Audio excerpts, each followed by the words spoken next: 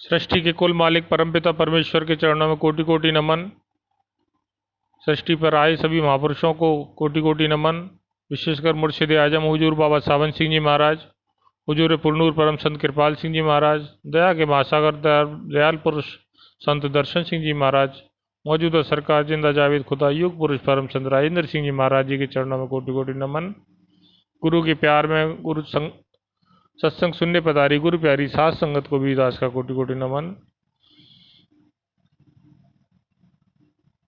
गुरु को सिर पर राखिए और चलिए आज्ञा माहे, कहे कबीर तिस दास को तीन लोक डर नाहीं। आज की वाणी कबीर साहब की वाणी पे आदेश है। तो कबीर साहब ने बहुत रूहानियत के बारे में लिखा है। अध्यात्म के आधुनिक अध्यात्म के पितामह कहे जाते हैं। ऐसे समझो कि रूहानियत या अध्यात्म आत्मा और परमात्मा के बारे में बहुत लंबे समय बाद कबीर साहब ने ही अच्छी तरह से जनमानस तक की भाषा में लिखा है और जनमानस तक को पहुंचाने का प्रयास किया है। तो ऐसी ही उनकी एक बहुत ही दिल को झकझोरने वाली, दिमाग को बत्तियां जलाने वाली वाणी है। साधो शब्द साधना कीजिए, साधो शब्द साधना कीजिए, साधो शब्द साधना कीजिए। जय शब्द ते प्रगट भये सब, जय शब्द ते प्रगट भये सब, सोई शब्द गह लीजे, साधो शब्द साधना कीजे। इस वाणी में कबीर साहब फरमा रहे हैं कि हे साधो, तुम शब्द की साधना करो। अब शब्द की साधना करो, अब कबीर साहब का क्या कहने का मतलब है इसमें? क्योंकि जब कबीर साहब प्रकट हुए, वैसे तो चारों युगों में कबीर साहब प्रकट हुए हैं, मगर अब की बात कर लें तो मध्यकाल में, आज से करीब 500-600 साल पूर्व कबीर साहब प्रकट हुए। तो उन्होंने कहा, तो क्या उससे पहले साधना पद्धतियां नहीं थी? क्या लोग पूजा पाठ नहीं करते थे? या करते थे तो क्या उनको पास रीति रिवाज और वो तरीके नहीं पता थे कि जो होने चाहिए? तो ऐसी बात नहीं है, क्योंकि ये तो कलयुग में प्रकट हुए महाराज। अगर इससे पहले सतयुग, त्रेता, वैसे तो कई अनेकों बार युग आए और बहुत कुछ हुआ है, पर अभी इस बात की बात करें तो सतयुग, त्रेता, द्वापर और फिर कलयुग। तो सतयुग कहाँ, सतयुग में तो सत्य का बोलबाला था। त्रेता, द्वापर, ये तो कलयुग में तो बहुत नीचे आ गए हम, इंसानियत बहुत नीचे पहुंच गई है। मगर पहले तो बहुत ज़्यादा पद्धतियां थी और बहुत अच्छी तरीके थे। मगर फिर भी कबीर साहब को आज बताने की जरूरत पड़ी है कि शब्द की साधना करनी है।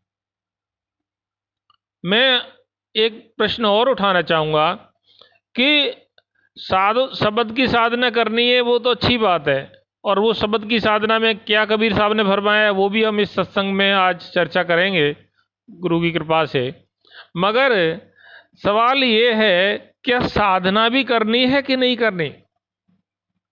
प्रश्न तो ये है कि हमें साधना भी करनी है कि नहीं करनी, पहले तो ये डिसाइड कर लें हम।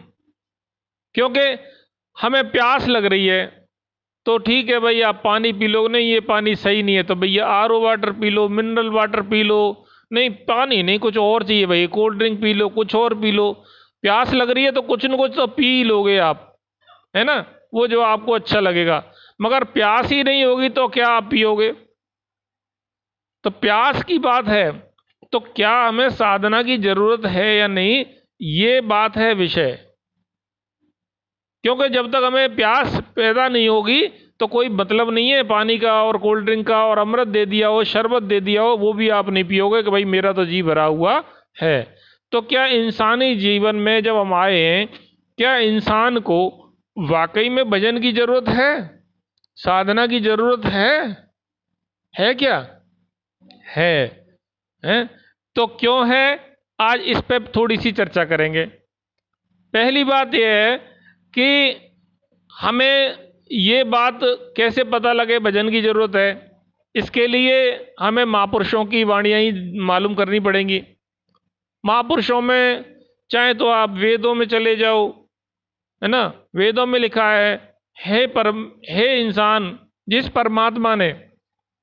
जिस परमात्मा ने पूरी सृष्टि बनाई किसने बनाई सृष्टि? परमपिता परमेश्वर ने बनाई।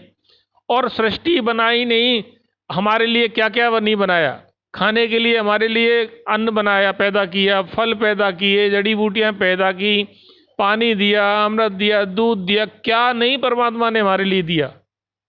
जो कुछ भी वो दे रहा है वो सब कुछ देख रहे, वो किसका है? परमपिता परमेश्वर का। तो जिस परमपिता परमेश्वर ने हमारे लिए इतना किया, क्या हमें उसे जानने का भी थोड़ा सा नहीं होना चाहिए कि भाई ये किया किसने है? क्या हमें उसको जानना नहीं चाहिए? इतना तो हमारा कर्तव्य बनता ही है कि हमें उसको जाने। ये वेदों में भी है। श्रीमद् भागवत गीता को उठा लो, बहुत सारे उदाहरण देना भारी पड़ जाएगा, सत्संग की एक सीमा होती है, बहुत समय में कम पूरा करना पड़ता है। श्रीमद् भागवत गीता को उठा लो। श्रीमद् भागवत गीता में अर्जुन पूछते हैं श्री कृष्ण से कि इंसान का धर्म क्या है? तो हम लोग धर्म की परिभाषा ही बहुत कुछ गलत करे बैठे हैं। हम धर्म ये बोलते हैं, हिंदू धर्म, फलाना धर्म, मुस्लिम धर्म, सिख धर्म, जैन धर्म, और धर्मों के नाम गिना देते हैं। अरे धर्म नहीं, धर्म का मतलब होता है असली कर्तव्य। धर्म कर्तव्य क्या है? इंसान का असली कर्तव्य क्या है? तो इंसान का असली कर्तव्य श्री कृष्ण भगवान ने बताया है कि इस जीवन में हमारे बहुत कर्तव्य हो सकते हैं, ये दुनिया के कर्तव्य हैं, मगर एक लौकिक कर्तव्य या आत्मा का कर्तव्य है वो एकमात्र ये है वो कि इस जीवन में हम परम पिता परमेश्वर को पाके मुक्ति पाएं। इस जीवन में आके मनुष्य जीवन हमने पाया है, तो इस मनुष्य जीवन को पा करके हम मुक्ति पाएं। और तो श्री अर्जुन ने पूछा है कि हे तात, ये बताओ मुक्ति कैसे मिलेगी?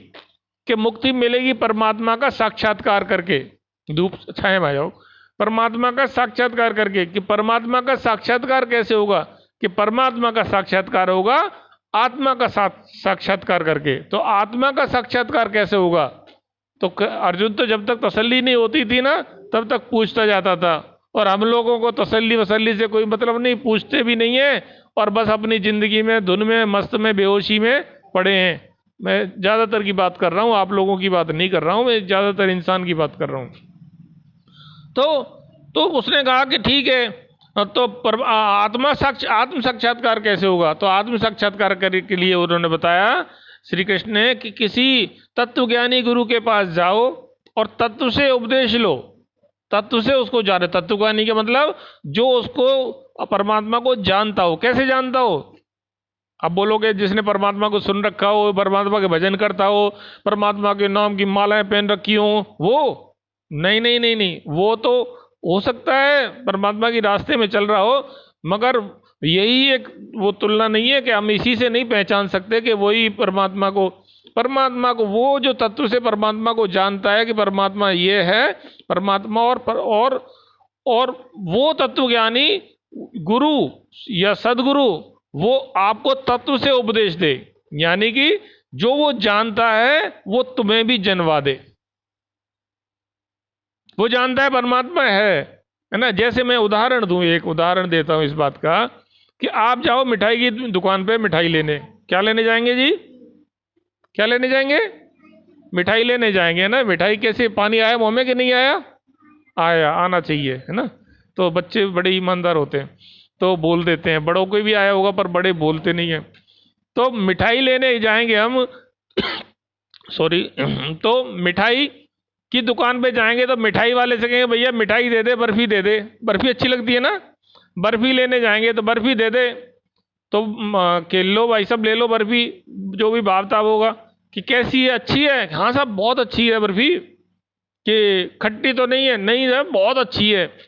अब आप उसकी मिठाई को बिना टेस्ट करे ले आओगे तो खराब निकलने के चांस हैं कि नहीं? और घर आके देखा तो मिठाई तो खराब थी, पैसे बेकार चले गए, पेट भी खराब हो गया।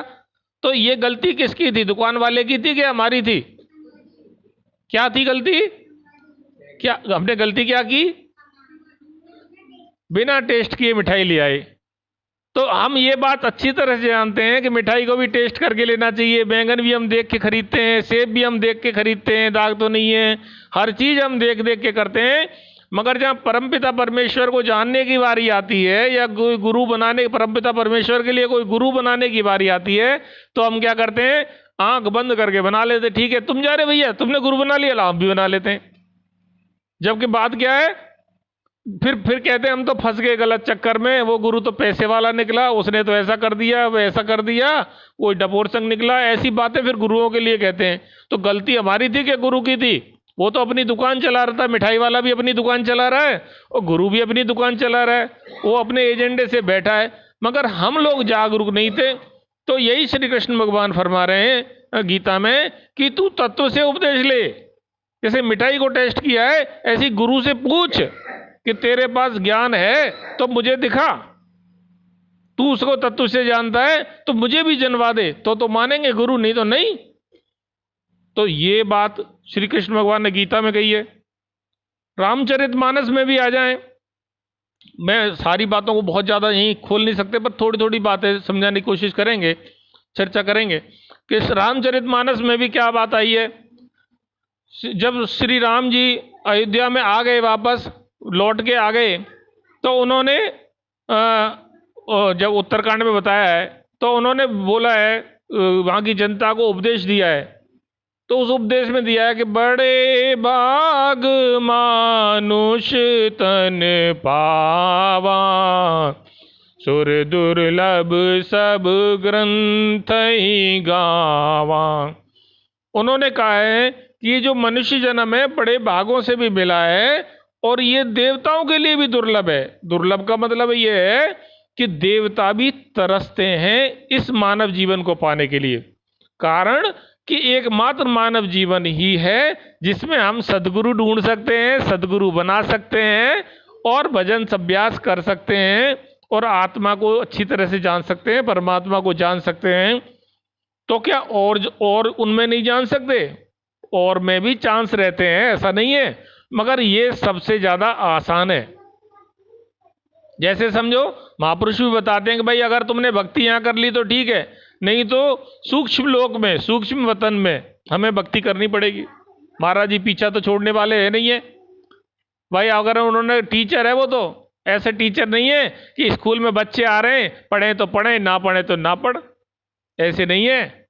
एडमिशन लिया है तो पढ़ा के ही मानेंगे। महाराज जी ने कह भी दिया है कि जो आदमी अगर नामदान ले लेता है उसकी मुक्ति तो पक्का ही है। वो अलग बात है, वो 1 साल में बच्चा पास होता है कि 2 में होता है कि 3 में होता है कि 4 में होता है। उन्होंने कहा 4 जन्म तो पक्के ही है, 4 जन्म में तो मैं उसको पहुंचा के ही मानूंगा। इस तरह के सदगुरु हमारे पक्के हैं। तो रामचंद्र जी ने तो क्या सूक्ष्म वतन की बात कर रहा, सूक्ष्म वतन में यहाँ हमारे लिए 1 दिन 1 घंटे की भक्ति करना, वहां सैकड़ों साल की भक्ति करना बराबर हो जाता है। इसलिए दिक्कत है। पड़े रहो, वहां तो कोई रोटी पानी की चिंता नहीं, कोई कुछ चिंता नहीं, पड़े रहो, पर वो टाइम बहुत लंबा होता है। तो टाइम लंबा होता है, अब खटता तो सभी है ना। एक 15-15 हजार साल का पेड़ भी है, अब पेड़ में भी तो आत्मा ही है, वो भी तो 15 हजार साल से जी रहा है। कटना तो पड़ता ही है, जैसी जिंदगी होती है। किसी के अपाहिज हो जाता है, कोमा में चला जाता है, जीता तो वो भी है, जीना तो सबको पड़ता ही है, प्राण जब तक रहते हैं। तो यही कहते हैं, ये जो देवता भी हैं वो भी इसके लिए तरसते हैं, इस जन्म, इस मनुष्य जन्म में आने के लिए। क्यों तरसते हैं? कि वो ये भली बात ही जान पाते हैं कि मनुष्य जन्म के द्वारा ही हमारी मुक्ति संभव है। क्योंकि देवता के बाद आप देव स्वर्ग में चले जाओगे, स्वर्ग में आप कब तक रह लोगे? जब तक आपके पुण्य है, जब तक स्वर्ग में रह लोगे। जब पुण्य क्षीण हो जाएंगे तो स्वर्ग से आपको क्या कर दिया जाएगा? हैं?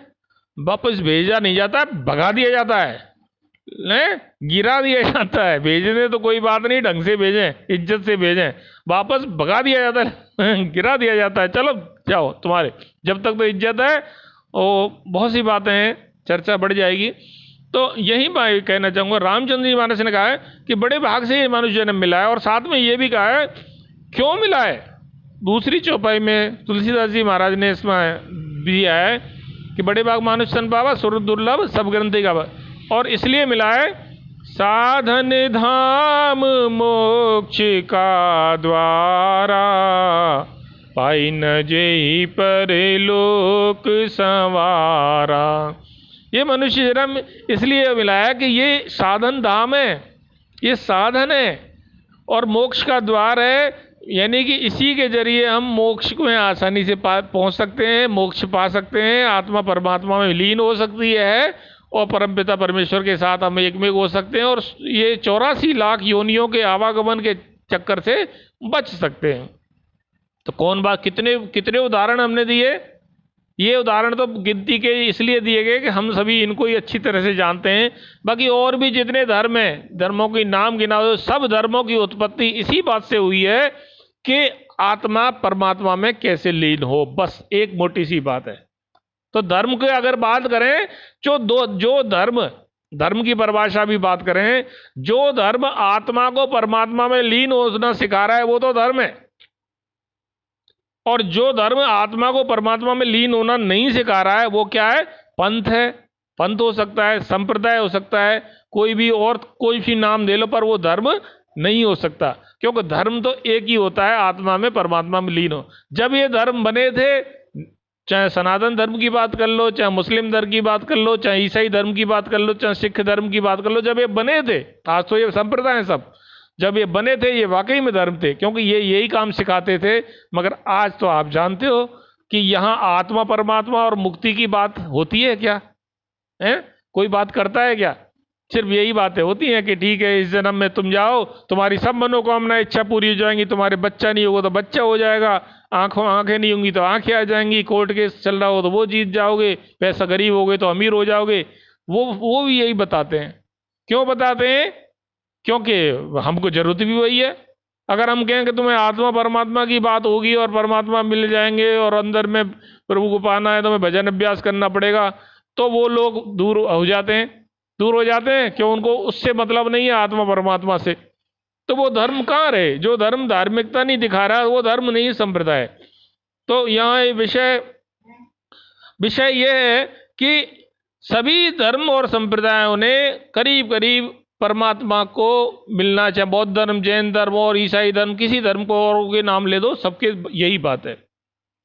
जब सारे धर्म चीख चीख के ये पुकार रहे हैं कि इंसान का एक ही मतलब है, वो परमात्मा में जाना, जीते जी आत्मा का परमात्मा में मिलन होना, तो ये असली कारण है कि हमें साधना करनी चाहिए। तो कृपाल सिंह जी, एक बार सावन सिंह जी महाराज किसी के पास गए, गाड़ी खड़ी कर दी, क्रॉसिंग थी, रेलवे क्रॉसिंग पे आपको पता है पहले तो 15-20 मिनट पहले लगा देते थे फाटक, है ना, गाड़ी पहुंच जाती थी दूसरे स्टेशन, तब जाके खोलते थे, बहुत टाइम लगता था। तो वो कहे भाई फाटक लग गया, दोपहर की बात है, चलो चलते हैं किसी घर पे, वहाँ एक पेड़ घर है पड़ोस में, उसके पास चलते हैं। मौज होती है वो तो मालिक की। तो उसके घर गए, वो सिलाई करता था, तो उस आदमी था, परिवार रहता था उसका, तो और क्या, और भाई क्या हाल है? अरे आइए हुजूर, अब संत तो संत होते हैं, उनका तो नूर अलग बरस रहा होता है, देख के पता लग जाता है कोई संत आया है। संत के आते ही एकदम कहते हैं खिजा में बाहर आ जाती है, तो उसके घर में एकदम शांति, और वो क्या, ये तो संत आ गए, तो कोई महापुरुष हैं बहुत बड़े, कि महापुरुष को प्रणाम, कि वो तो ठीक है भाई, क्या करता भैया, पंजाबी में कहा की करता भैया, कि महाराज जी अपना काम करता हूँ मैं तो। कि अपना क्या काम करते हो? कि सिलाई करता हूँ। कि सिलाई तू अपने घर की करता है या दूसरों की करता है? कि महाराज जी कैसी बात कर रहे हो, अपने घर की कहाँ पैसे मिलेंगे, मैं तो दूसरों के कपड़े सिलता हूँ। तो ये अपना काम कहाँ हुआ, ये तो दूसरों का काम हुआ, फिर क्यों बोलता है अपना काम? सही पूछो तो अपना काम तो एक ही है, और वो क्या है? भजन अभ्यास करना और परमात्मा में लीन होना। भजन अभ्यास करना है तो ठीक है, पर वो भजन करना है जो परमात्मा में लीन करा दे। तो यहां कबीर साहब कह रहे हैं कि साधो शब्द साधना कीजिए। अभी तक हमने कहा कि साधना करना क्यों जरूरी है, अगर हमें पता लग गया कि हमें प्यास जरूरी है, कि हाँ भाई हमें साधना तो करनी है, अब सवाल आता है कि किसकी साधना करें। दूसरा प्रश्न आता है कि साधना किसकी करें, करी जाए, क्योंकि साधना पद्धतियां बहुत हैं, बहुत सारे तरीके हैं, नहीं है, कितने सारे पंथ संप्रदाय। कोई कहता है तुम ये पूज लो, कोई कहता है ऐसे कर लो, इस मंत्र का जाप कर लो। आदमी इतना परेशान है कि पूछो मत ही, कि वो करे तो करे क्या, कि ले तो ले क्या। तो जैसे जैसे ये समझ लो, किसी औरत ने, किसी कोई औरत ने कभी कोई सूट बूट कभी खरीदा नहीं। मैं सूट का ही उदाहरण दे लेता हूँ, क्यों औरत के लिए सूट का बढ़िया लगता है, आदमी के लिए कपड़े का मान लो, चाहे चाहे मोबाइल का मान लो, चाहे साइकिल मोटरसाइकिल का मान लो, चाहे कोई सी चीज का मान लो। जब उसने कोई खरीदा ही नहीं हो, तो वो दुकान पे जाएगा, तो वो क्या दुकान से खरीद लाएगा पहली बार जाके अकेला? बहुत कम चांस है। वो डरेगा या डरेगी, नहीं नहीं पता नहीं कैसा है, कैसा निकलेगा, कितना है, ज्यादा पैसा तो नहीं होता है, कंफ्यूजन के नहीं होता, क्योंकि उसको अनुभव नहीं है। तो ऐसे ही जब हमारे जो लोग बाग हैं, जो दुनियादारी है, उनको क्या गलती है? क्योंकि उनको अनुभव नहीं, उनको पता ही नहीं है कि क्या करना है, उन्होंने कोई सत्संग नहीं सुने, कुछ नहीं सुना, तो उनको अनुभव नहीं है, तो वो गलत जगह से गलत सूट ले आएंगे या गलत पैसा ले आएंगे, गलत सौदादारी। तो यहाँ कह रहे हैं, कबीर साहब ये बताना चाह रहे हैं कि शब्द की साधना करो भाई। जो और जितनी भी साधना है वो सब तुम्हें दुनियादारी में ही लेके आएंगी। जो तुम्हें परमात्मा में लीन होने के लिए ले जाएगा वो एकमात्र शब्द की साधना है। वो कैसे, आगे वाणी में बताया है। कहते हैं जय शब्द ते प्रगट भय सब, जय शब्द ते प्रगट भय सब, सोई शब्द कह लीजे साधो, शब्द साधना कीजे। कबीर साहब फरमा रहे हैं कि हम सब इस शब्द से बने हैं। अब कौन सी शब्द, अब शब्द का भी चक्कर पड़ जाता है। तो कहते हैं नाम, नाम की शब्द कह लो या नाम कह लो, बात एक ही है। तो जब नाम की बात आती है तो लोग बात कह देते हैं हमने तो नाम ले रखा है जी, हमने तो गुरु भी बना रखा है, हमने तो नाम भी ले रखा है, और वो नाम दिया है और गुरु ने कहा किसी को बताना मत ही, हमारे पास एक मंत्र है और हम उसी को जपते रहते हैं, माला भी फेरते रहते हैं, सब कुछ करते रहते हैं। तो यहां यही बात कहने जा रहे हैं, फरमा रहे हैं कबीर साहब कि जो तुम वो नाम की बात करे, वो नाम की बात नहीं कर रहा हूं मैं। ये जो शब्द है वो अलग है, ये दुनियादारी वाला शब्द नहीं है, ये शब्द अलग है। ये कौन सा शब्द है? ये शब्द ऐसे समझो जैसे कबीर साहब ने ही फरमाया है अपनी शब्द में, अव्वल अल्लाह नूर उपाया कुदरत के सब बंदे, एक नूर ते सब जग उपजा कौन भले कौन मंदे। कहते हैं कि सबसे पहले परमात्मा था और उससे नूर पैदा हुआ। परमात्मा से क्या पैदा हुआ? नूर पैदा हुआ। नूर बोलो या उसको शब्द बोल दो, क्या बोलोगे? या उसको शब्द बोलो चाहे नूर बोलो। परमात्मा से नूर पैदा हुआ और उसी नूर से, है ना, ये सब सृष्टि बनी। एक नूर थे सब जगह उपजा, जो भी तुम देख रहे हो वो सब किससे बना है? उसी नूर से बना है। तो एक नूर थे सब जगह उपजा कौन भले। इसलिए उन्होंने कहा कि किसी को छोटा बड़ा, नीच ऊंच, छोटा बड़ा ये सब मत कहो, क्योंकि ये सब बने ही उससे, एक परमात्मा से ही सब बने। तो यहां पे अगर इस बात को साइंस की दृष्टि से भी कहें तो विज्ञान भी ये मान गई है कि सभी चीजें इलेक्ट्रॉन प्रोटॉन से न्यूट्रॉन से बनी है, और उसमें जो इलेक्ट्रॉन है वो उसके भी छोटे से छोटे पार्टिकल होते हैं, 12 इससे हो जाते हैं उसको।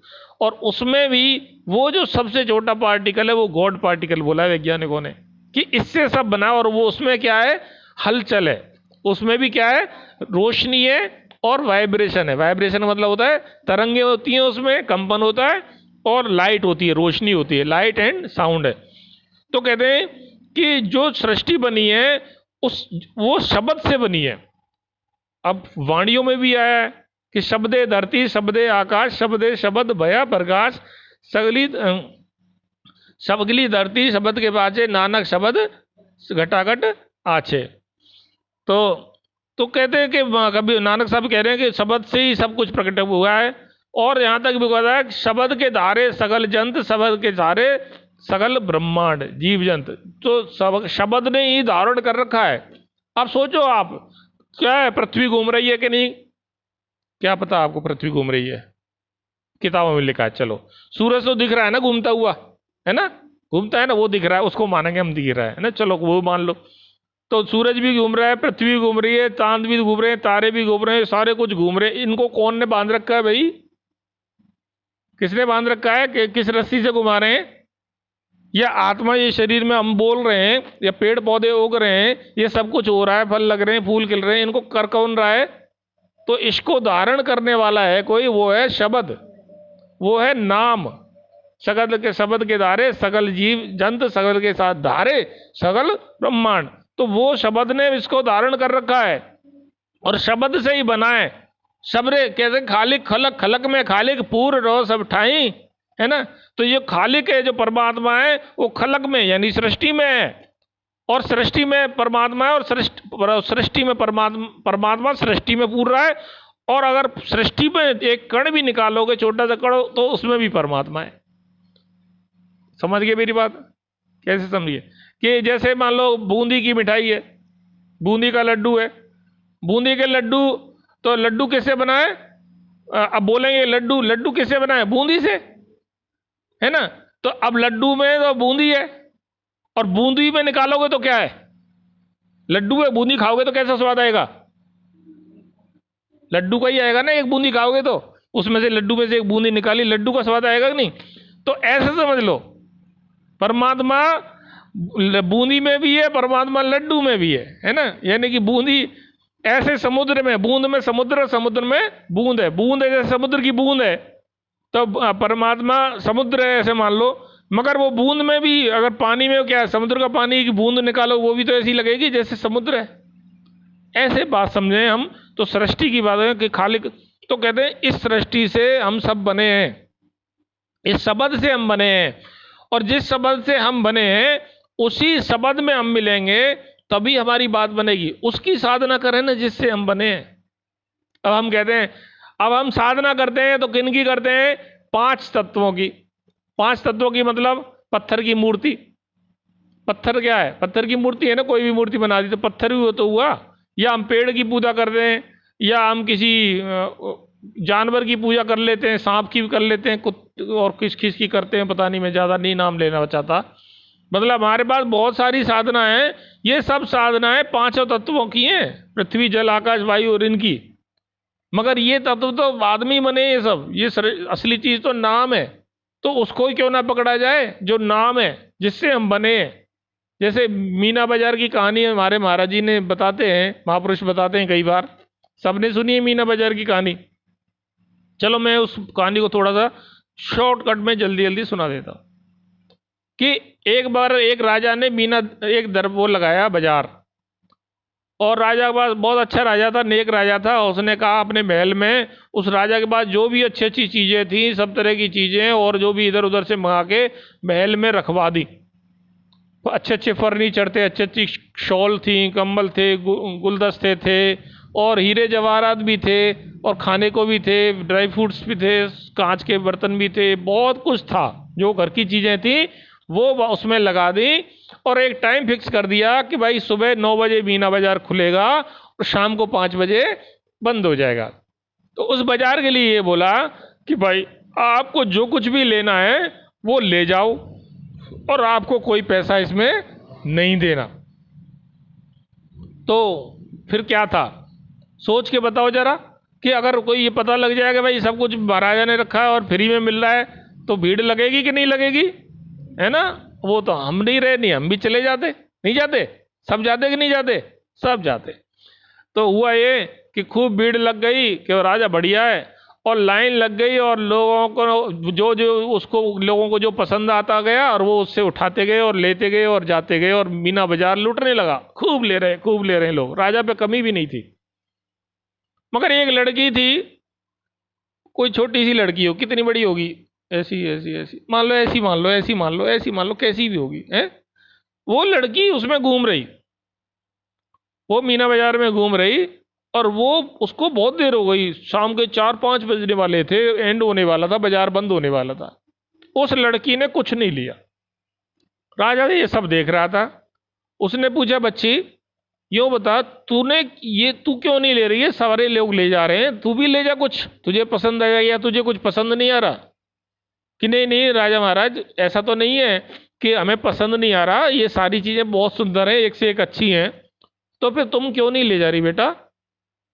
कि मैं एक सवाल पूछना चाहती हूँ आपसे, बुरा ना माने तो। क्या? हाँ पूछिए। कि ये मीना बाजार जो लगाया है ये किसका है? कि किसका है?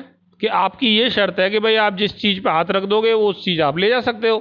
तो मैं आपसे पूछना चाहती हूँ कि ये बाजार किसका है पूरा? ये किसने लगाया है? ये तो मैं नहीं लगाया है, मैं राजा हूं तो मेरा ही है। तो कि मैं आप पे हाथ रखती हूँ। तो लड़की ने क्या किया? राजा पे ही हाथ रख दिया। अब क्या हुआ फिर? क्या हुआ बताओ? है? वो सारा मीना बाजार तो जो राजा ने लगाया था, अब वो कहने लगे ये, अब ये बाजार, सारा मीना बाजार मेरा हो गया।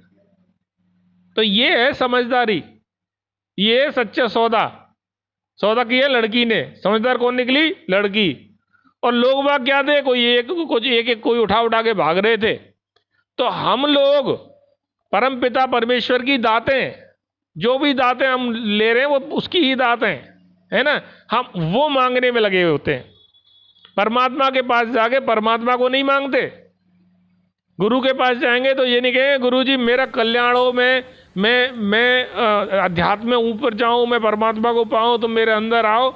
ये मांगने वाला तो कोई लाखों में एक होगा। अगर वो ये भी मांग रहा होगा तो साथ में एक लिस्ट भी दे रहा होगा, महाराज जी मेरे बच्चे की नौकरी लग जाए, मेरे बच्चे की शादी हो जाए, मेरे ये हो जाए, मेरी तबीयत हो जाए, मेरे आदमी दारू पीना छोड़ दे, या बहुत सारी बातें।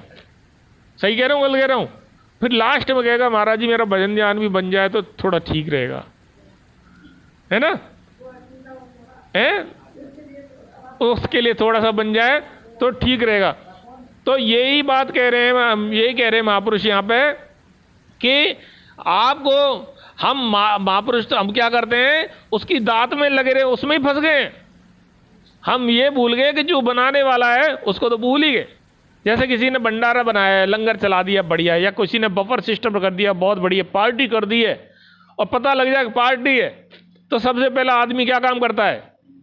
मान लो सबको निमंत्रण है, भाई सब जाओ, तो निमंत्रण तो मिल गया, तो क्या करेगा आदमी? भागेगा। ये पूछेगा नहीं किसने दिया है, भागेगा, भाई जाओ जल्दी जाओ, और जल्दी जाके वो जो भी चीज़ वो खाना चाहेगा भैया, तो वो ये भी नहीं जानना चाहेगा, कोई कोई होगा जो जानना चाहेगा, नहीं तो अरे यार हमें क्या पड़ी है, किसी ने दिया हो, भाड़ में जाओ, है ना? तो हम परमात्मा की दातों को तो ले लेते हैं, बड़े मजे से लेते हैं और उनमें ही उलझे हुए हैं, मगर परमात्मा को हमें ज़्यादा वास्ता नहीं है। तो ये कह रहे हैं कि जब हम शब्द से बने तो शब्द की वो करें साधना तो ही ठीक रहेगा। क्यों ठीक रहेगा? शब्द की, वो कहते हैं जय शब्द प्रकट भई, तो हम प्रकट शब्द से बने, यूं ठीक रहेगा कि हम शब्द से बने और शब्द में ही मिलेंगे, और शब्द में ही मिल सकते हैं हम, और कहीं मिलेंगे नहीं, और कहीं मिलाओगे तो वापस बाहर आ जाएंगे। ऐसे उदाहरण के तौर पे बताऊं मैं आपको, मान लो एक सोने का कुंडल है, सोने की बाली है, ये सोने से बहुत सारे आभूषण बनते बनते कि नहीं बनते? लोहे से बना लो चाहे चांदी से बना। मैं एक सोने का उदाहरण दे देता हूँ, पहले भी दिया ये उदाहरण, फिर दे देता हूँ कि सोने का कोई, सोना अपने प्योर फॉर्म में था, शुद्ध था, 24 कैरेट में होता है, जब वो होता है सोना शुद्ध के लिए मानता है, शुद्धता के लिए सोना माना जाता है, सोना शुद्ध होता है। अब उसमें से हमें कोई बनाना है, वो बनाना है, मान लो कुछ भी बनाना है, हमें अंगूठी बनानी है ना, हार बनाना है गले का, है ना? तो वो 24 कैरेट जो प्योर सोना है 100%, क्या उससे गले का हार बन जाएगा? पूरी शुद्धता से बन जाएगा हार? उसमें अशुद्धि मिलानी पड़ेगी, उसको 23 कैरेट पे लाना पड़ेगा, 22 कैरेट पे लाना पड़ेगा, उसमें टाका मिलाना पड़ेगा, उसको कठोर करना पड़ेगा। वो मुलायम होता है सोना, तो मुलायम वो हार मुड़ता रहेगा, तो उसको थोड़ा कठोर करने के लिए उसमें मिलावट करनी पड़ेगी, और उसको मिलावट करनी पड़ेगी तो अशुद्धि उसमें मिलानी पड़ेगी, अशुद्धि उसमें जानबूझ के मिलाई जाएगी। मिला के भी टाँका पटी, तपातपी, काटा पीटी, बहुत कुछ होगा, नग नुग लगा लुगू के, तब वो हार बनेगा। हार बन गया, और हार बनने के बाद में गले में वो हार पहना जा रहा है ना? कैसा लगेगा गले में हार सोने का? है बढ़िया लगेगा, है ना? खुश हो गए, है ना? तो बच्चे कह रहे अभी हमें तो कौन देगा, है ना? है ना? तो बच्चे काहे को सोचेंगे इतना ना। पर औरतें तो चाहे बूढ़ी भी हो जाए तो भी सोने का हार बढ़िया मिल जाए तो अच्छी बात है ना। तो सोने का हार है, तो वो जब गले में पहना जाएगा तो पहनने के बाद में क्या होगा, उसमें से पसीने आएंगे, गंदगी आएगी, है ना, गले में तो आएगी ना, है ना। कई बार वो इधर उधर फेंक दिया जाएगा, मियाँ बीवी में लड़ाई हो गई, मैंने तेरे लिए हार बना, तुम मेरे लिए करते क्या हो, मैंने तेरे लिए हार बना, ये लो तुम्हारा हार, ये लो तुम्हारा हार। बेचारा हार गया, अब हार के लगी नहीं क्या, सब कुछ हुआ। तब वो हार की बेअदबी हो रही है, हार की हो रही है कि सोने की हो रही है, सोने की हो रही है, कि वो तो सोने से बनाया है, उसमें मिलावट हुई, उसमें तपाया, काटा पीटा, सब कुछ हुआ, बेअदबी हो रही है। और आखिरकार वो चला गया, लो तुम लो बेचा, और दुकानदार पे दोबारा चला गया, दोबारा कोई मुझे हार नहीं, मुझे तो चूड़ी चाहिए, ले भैया चूड़ी बना देंगे, उसको फिर पिघलाया, फिर चूड़ी बनाई, फिर कुछ और बनाया, फिर नथ बनाई, कभी कुछ बनाया, कभी अंगूठी बनाई, ऐसे करके सैकड़ों चीजें बनी। तो जितनी बार भी वो बनेगा उतनी बार वो परेशान होगा कि नहीं होगा सोना। देखो समझो बात को, ऐसे ही हमारी आत्मा है, जितने बार हम जन्म लेते हैं उतने बार हम सुखी होते हैं कि परेशान होते हैं, परेशानी होते हैं, उल्टे पड़े रहते हैं, गंदगी में पेट में पड़े रहते हैं, फिर बाद में पैदा होते हैं तो पड़े रहते हैं, गंदगी हो जाती है, अगर माँ का ध्यान नहीं है तो गंदगी में भी हाथ मुँह चला जाता है, कोई बड़ी बात नहीं है ना, नाक निकल रही है, मुँह में जा रही है, नहीं ध्यान दिया जा रहा है, तो समझ रहे हो ना, कितनी भूखा है तो भूखा है, आऊँ आऊँ आऊँ कर रहा है ना, तो फिर वो ज़्यादा रोता है तब कोई आता है कोई, तब तो माँ भी बिना रोए दूध नहीं पिलाती है, वो कहते हैं। तो मैं कह रहा हूँ जैसे सोना परेशान हो रहा है, ऐसे ही हम लोग परेशान होते हैं।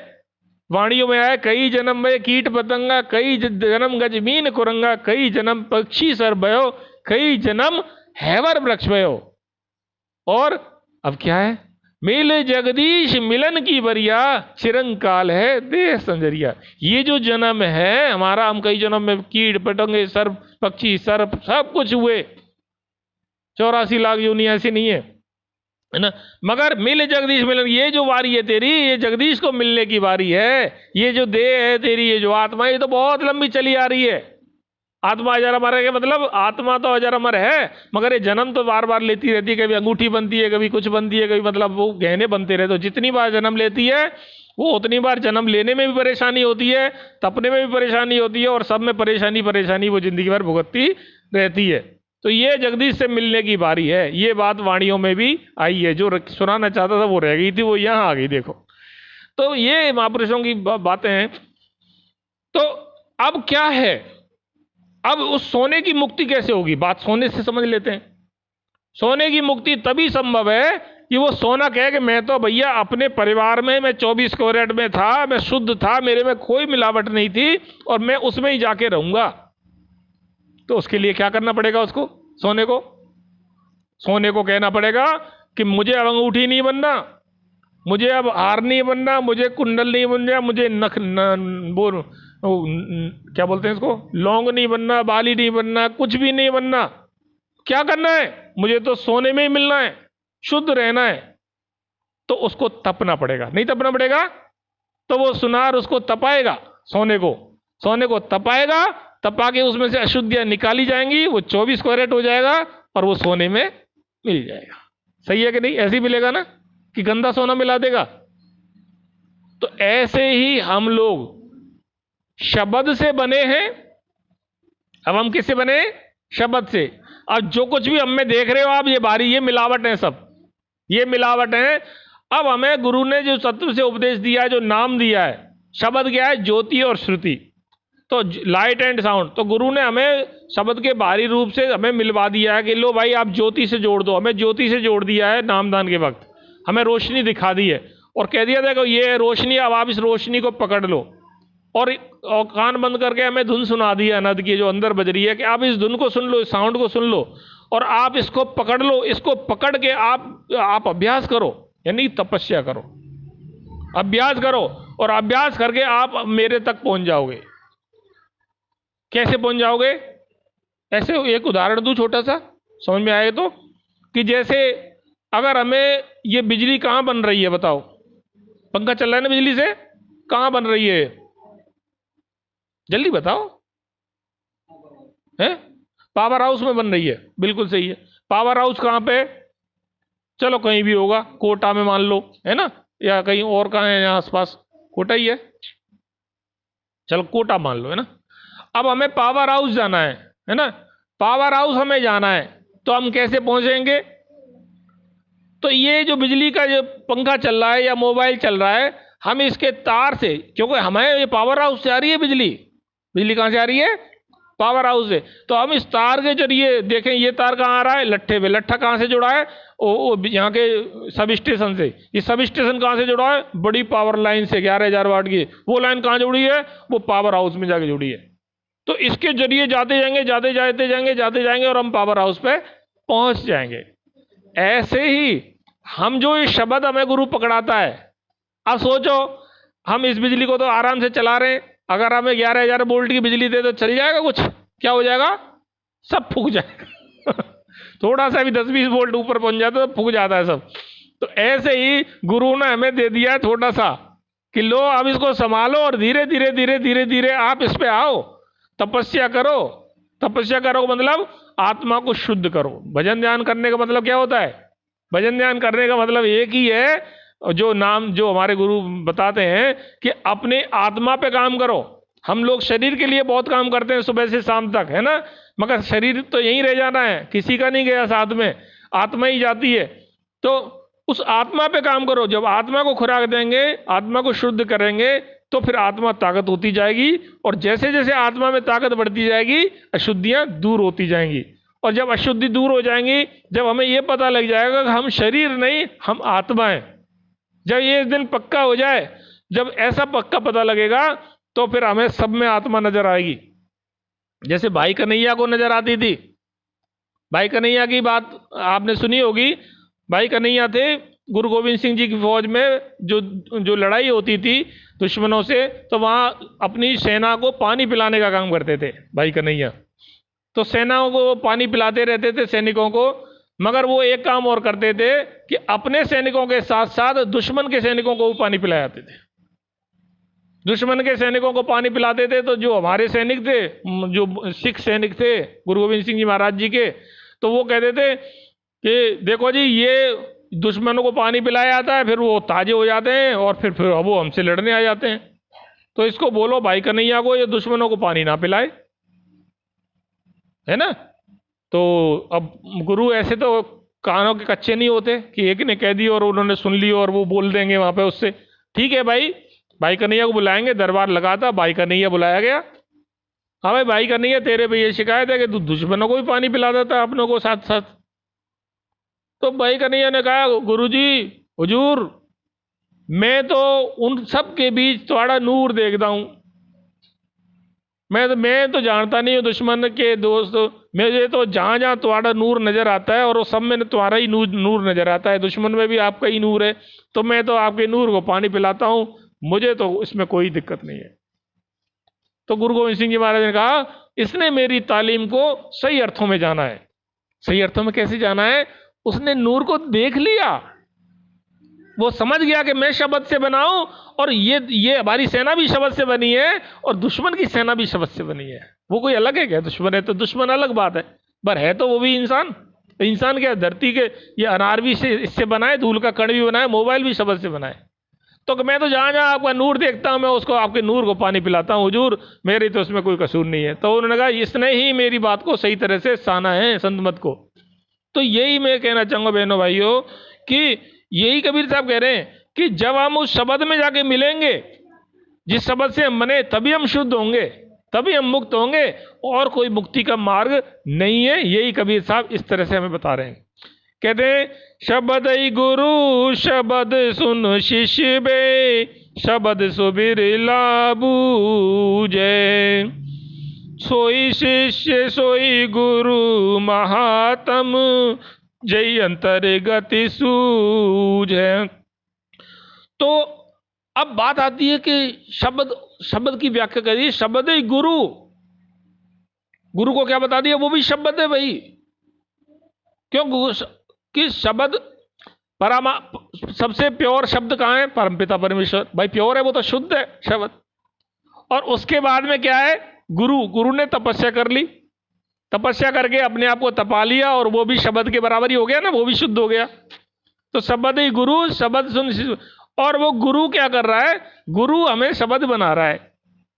कि कहते हैं भाई तुम्हारा गुरु कौन, तो गुरु नानक जी ने बताया शब्द गुरु सुरत धुन चेला। तो गुरु कौन है, शब्द गुरु। महाराज कृपाल सिंह जी ने से बात होती थी, कई बार प्रश्न उत्तर होते थे, है ना, कि तो वो बोलो आपका गुरु कौन, कि जी आप हो, कि मैं हूं या गुरु सत्ता, कि जी गुरु सत्ता। ये तो चोला, असली तो गुरु सत्ता है ना, गुरु वो उसी में पावर है, सब कुछ गुरु सत्ता में ही है। शरीर में क्या है, अगर शरीर गुरु हो तो शरीर, जब गुरु सत्ता शरीर छोड़ जाती है तब क्या करते हो फिर, तुम गुरु को क्यों दफना देते हो, क्यों जला देते हो, क्यों जी, क्यों, क्योंकि गुरु सत्ता गई, गुरु सत्ता की पावर है। गुरु सत्ता इसलिए गुरु सदगुरु है, नहीं तो कोई नहीं पूछे। ऐसे इनसे भी सुंदर सुंदर बहुत लोग हैं, नहीं इनसे भी नाम वाले पद वाले, मगर गुरु सत्ता है असली पावर। तो कैसे शब्द ही गुरु, शब्द सुन शिष्य शब्द सो बिरला पूजे। और शब्द को बिरला ही कोई समझता है। कौन समझता है, कैसे समझेगा, जब तक वो तपेगा नहीं तो वो समझेगा ही नहीं। और सोई शिष्य सोई गुरु, और वही गुरु का मातम है जो अंतर्गति सूझे, जो अंदर में जाके देखे।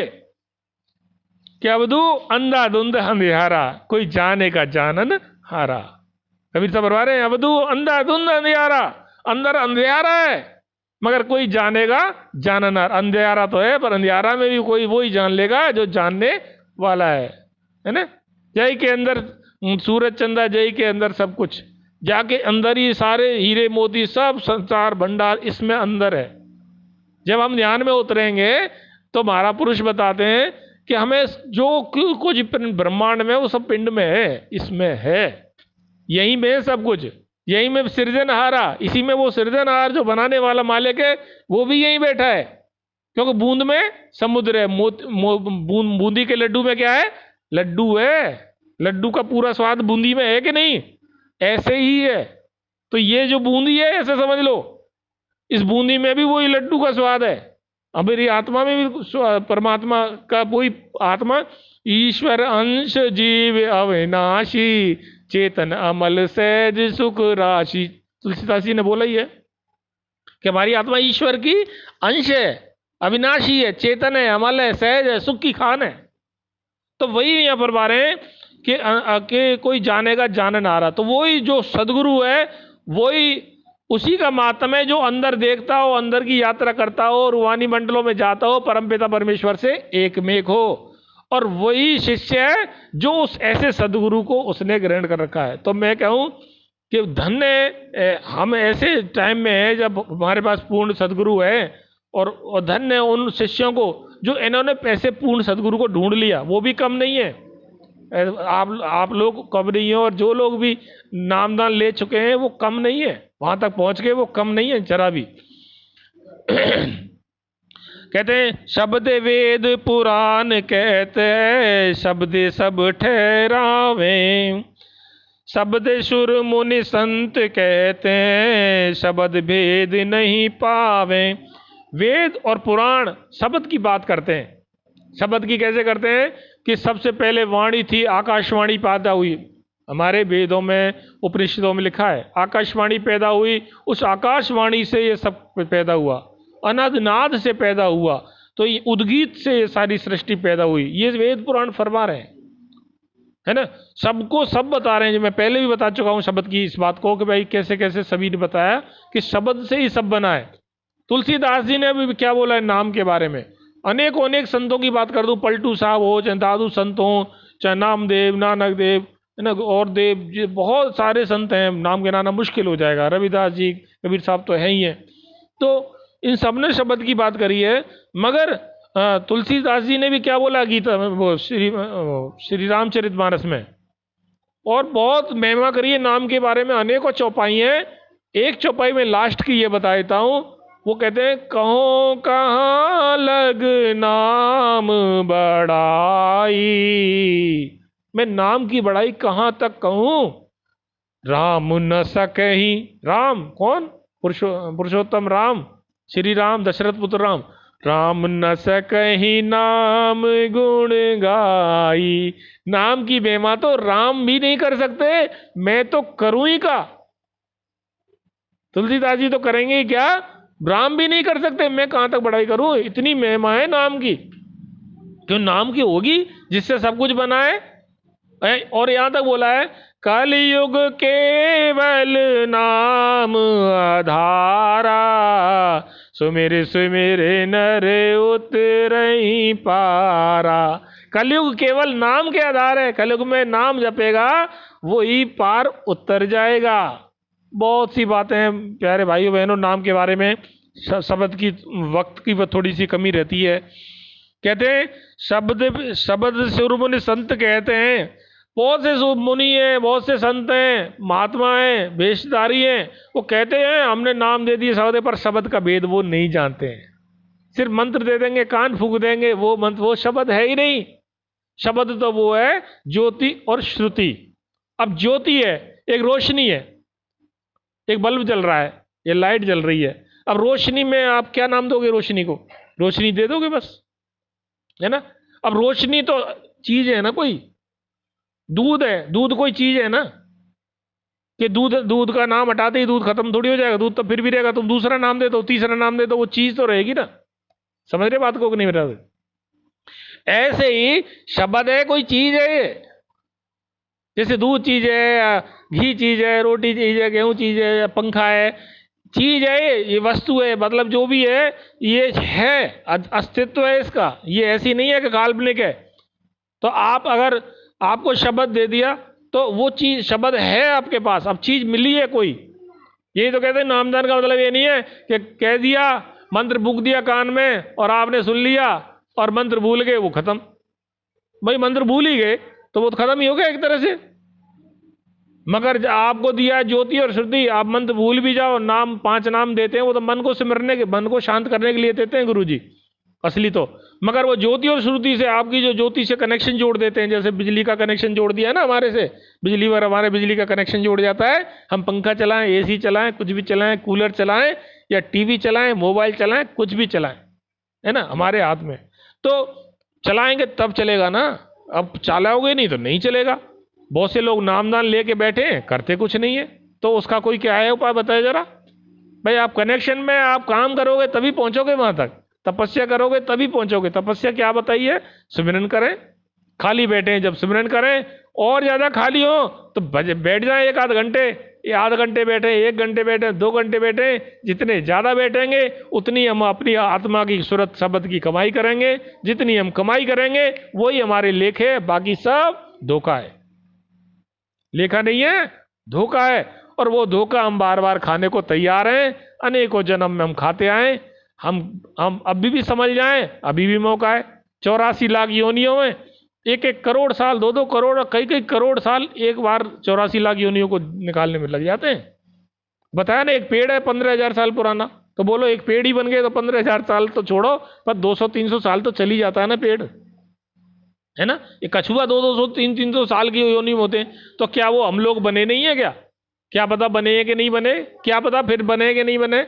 जिन्होंने नाम दान ले दिया उसके लिए तो महापुरुष कहते हैं बिल्कुल नहीं बनेगा, क्योंकि इंसान योनि से नीचे नहीं जाएगा। बुरा भला जो गुरु भक्त कबू नरक ना जाए।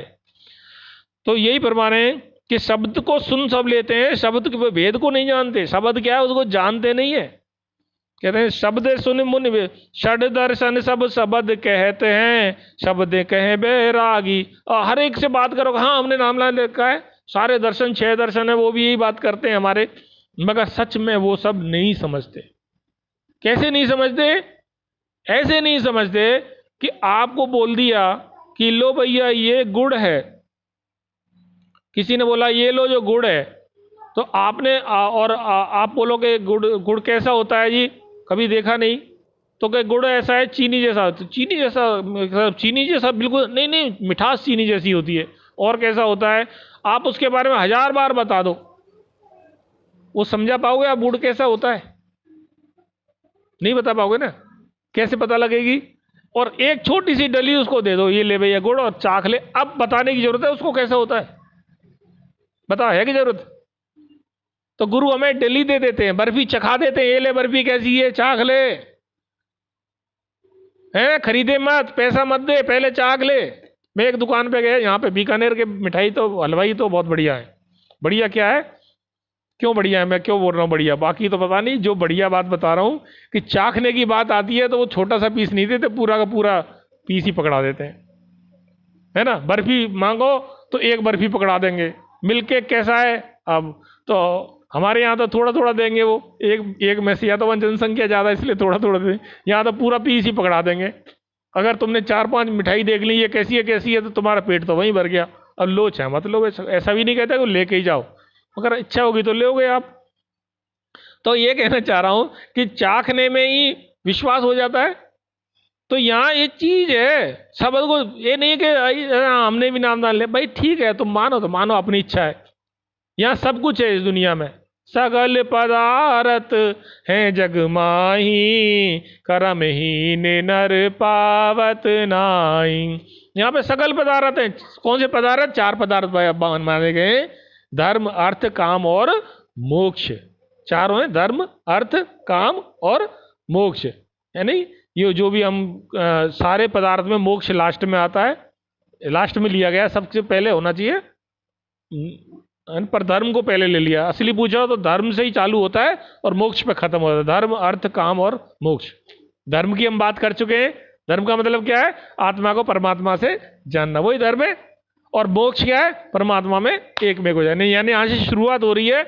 अब हमें काम, सीढ़ियां देखो अच्छी हैं मगर हम समझते नहीं है इसको।